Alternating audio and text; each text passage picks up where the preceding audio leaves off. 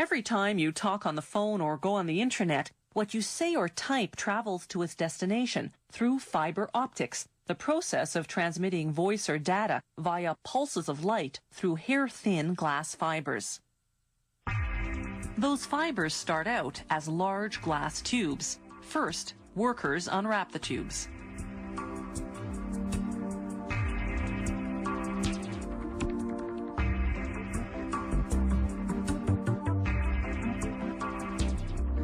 Then they submerge them in a corrosive bath of hydrofluoric acid.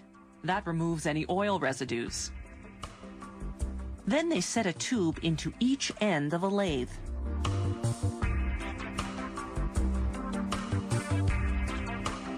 As the tubes spin, they're heated with a hydrogen-oxygen flame. When the glass turns white, it's getting close to hitting peak temperature. At 2,000 degrees Celsius, the two tubes fuse together. They put this new longer tube onto another lathe. As the tube spins, they inject a mixture of chemical gases inside, while a traversing burner heats everything up.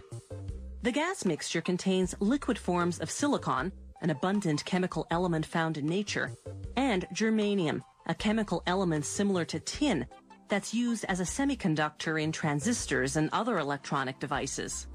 As the gases heat, they undergo a chemical reaction that leaves a white soot on the inside of the glass tube. The heat fuses the soot, forming what will eventually become the core of the optical fiber. The glass tube itself will form the fiber's covering. When there's enough fused soot, they turn up the heat until the soot itself turns into glass. Then they heat the glass tube enough to soften it, as well as the new glass inside. The intense heat eventually makes the tube collapse on itself to form a solid rod. The internal structure of the optical fiber has been achieved. But it's in the form of a big bulky rod called a preform, so the next step is to thin it out. First, they excise the preform from the uncollapsed section of the glass tube.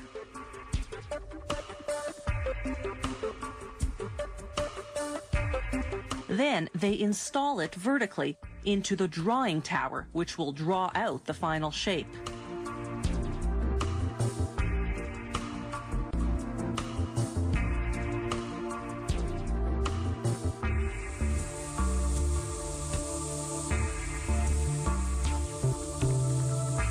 The drawing tower's oven heats one end of the preform to 2,000 degrees Celsius.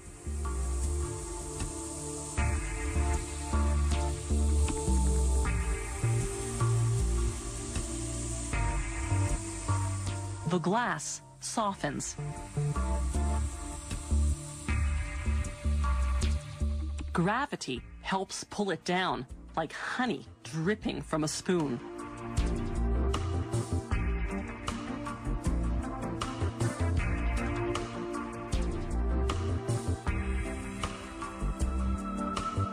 Then, using a glob of glass as a weight, they stretch the soft glass and keep stretching it until they formed a thin glass fiber.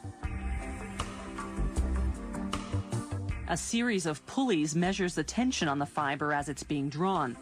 A special monitor makes sure the fiber's precisely the right diameter, 125 micrometers. That's about 1/8 of a millimeter thick. Then the fiber passes through UV lamps that bake on an acrylic coating to protect against dust and other contaminants. Finally, the fiber is rolled onto a drum. From here, it's either shipped out as is or put into a cable. Fiber optic cables are expensive to produce, but they're smaller and lighter than traditional copper cables. They carry more information and need fewer repeaters to keep the signal from deteriorating.